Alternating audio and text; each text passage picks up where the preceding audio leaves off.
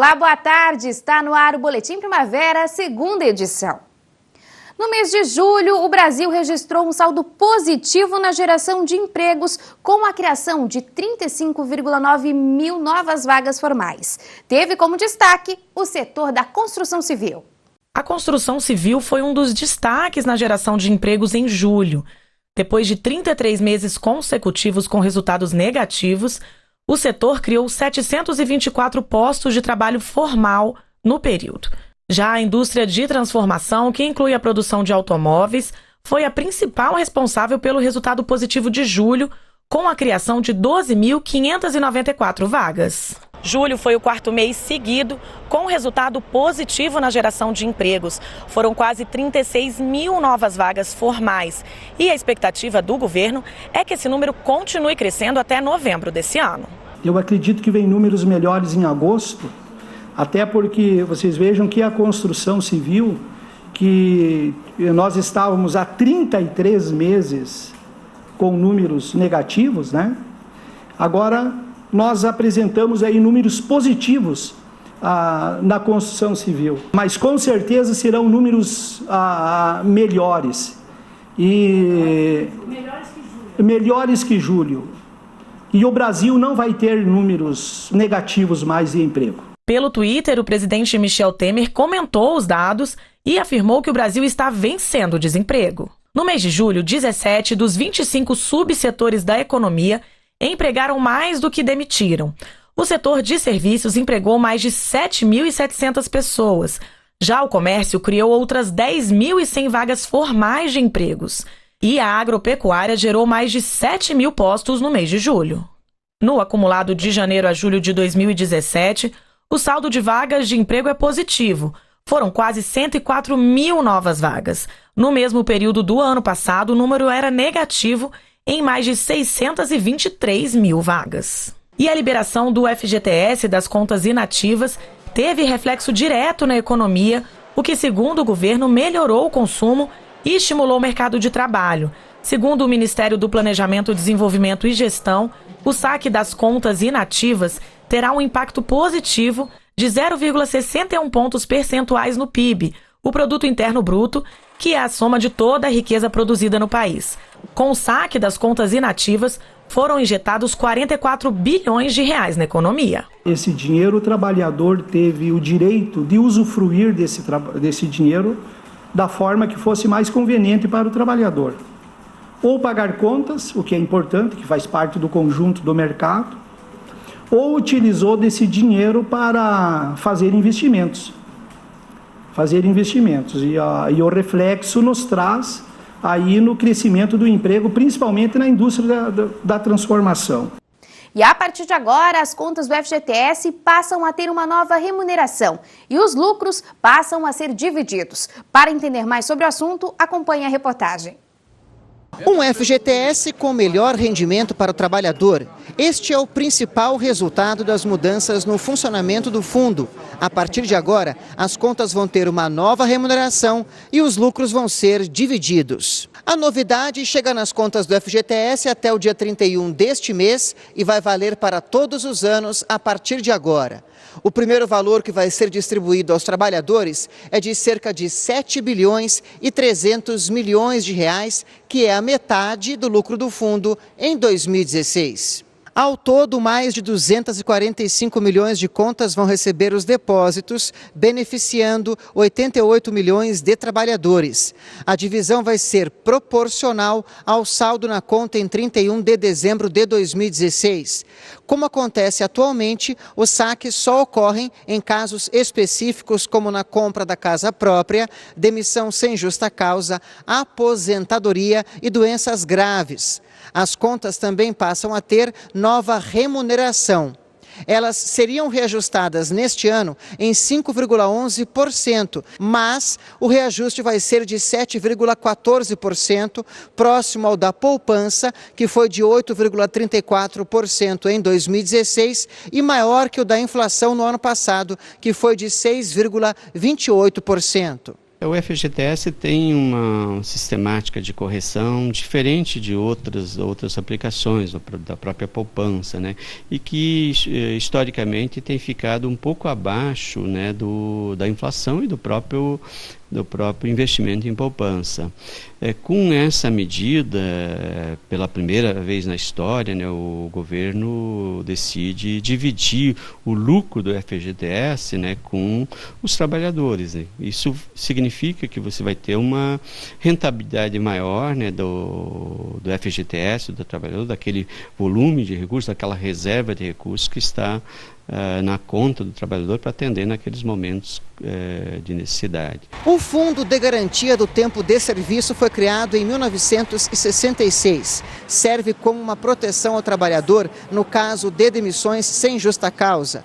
Ele é formado pelo depósito dos empregadores. O valor corresponde a 8% do salário mensal do trabalhador. Parte dos recursos financia projetos como de saneamento básico e habitação. Antes, o lucro com essas operações ficava todo para o próprio fundo. Agora passa a ser dividido em meio a meio com os trabalhadores. Uma grande vitória do trabalhador brasileiro, também decisão do presidente Michel Temer. Nesses 50 anos de existência do Fundo de Garantia, a primeira vez que há uma distribuição dos dividendos do resultado do Fundo de Garantia. Isso, para nós, é importante porque nós estamos falando agora de cerca de 88 milhões de trabalhadores, presidente Temer, que serão beneficiados, mais uma vez, com essa medida decidida pelo senhor. Quando você tem medidas efetivas, concretas, de fato, e que se realizam, a sociedade começa a comemorar e ver. Contra fatos, não há argumentos. Portanto, nós queremos aqui cumprimentar o senhor presidente pelas suas medidas, pelas suas iniciativas, que são iniciativas corretas e que está colocando o Brasil nos eixos para melhor. Já o presidente Michel Temer explicou que a divisão dos lucros do fundo com os trabalhadores é uma medida de justiça e se assemelha com a distribuição dos lucros entre os funcionários de uma empresa. Michel Temer também afirmou que a nova remuneração do FGTS terá impacto no dia a dia do trabalhador. Será um rendimento superior à própria inflação, não é? Portanto, na última década, né, o Fundo de Garantia, que acumulou perdas expressivas frente à inflação, começa a reverter esse processo. E o trabalhador, que é quem mais precisava do dinheiro, recebia o pior rendimento. Hoje, com a inflação sob controle, os juros em queda e a nova rentabilidade do Fundo de Garantia, o dinheiro do trabalhador estará mais protegido, ou seja, o trabalhador vai ganhar mais. E essa semana aconteceu o Encontro Nacional de Comércio Exterior. Na ocasião, representantes do setor debateram como estimular a produtividade e a inovação das exportações no Brasil. Reduzir custos para exportar, reindustrializar e crescer.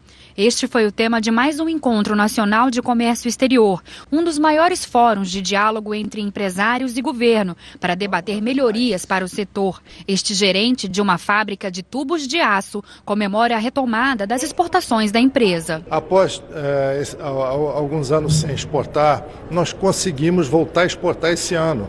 E já estamos no nosso 4º embarque, temos um embarque mensal de grandes quantidades de tubos de aço para os Estados Unidos. Na abertura do evento, discursaram ministros de Estado e o presidente da República, Michel Temer. Marcos Pereira, do Ministério da Indústria, Comércio Exterior e Serviços, falou do empenho do governo em ampliar as exportações para os principais mercados do mundo. Nós estamos, os senhores podem ter certeza, comprometidos com a criação de condições que garantam a retomada de um crescimento sustentável, com o aumento da produtividade, inovação e com a inserção da produção brasileira nas cadeias globais de valores. Nessa esteira é que nós estamos colocando todo o empenho, toda a força na total implementação do Portal Único do Comércio Exterior.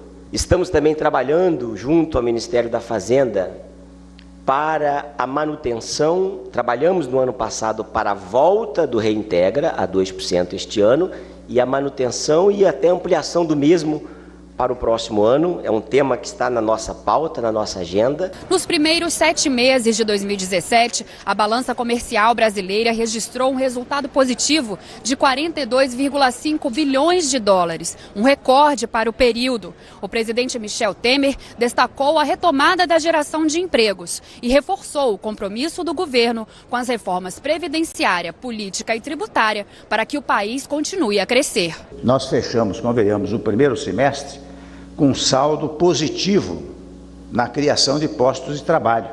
E olha, convém registrar, foi a primeira queda do desemprego desde 2014. Com a nossa agenda de reformas, o desemprego cairá ainda mais.